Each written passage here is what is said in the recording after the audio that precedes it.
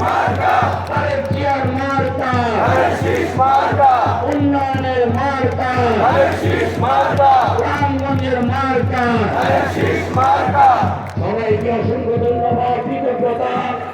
আমরা এবং মিছিল করব বিএনপির সৈনিকেরা, জিয়ার সৈনিকেরা, খালেদা জিয়ার সৈনিকেরা প্রত্যেকের মিছিলে থাকবেন, কেউ মিছিল ছেড়ে যাবেন না। আমি আবার আপনাদের সামনে বক্তব্য রাখবো। খোদা হাফেজ, বাংলাদেশ জিন্দাবাদ।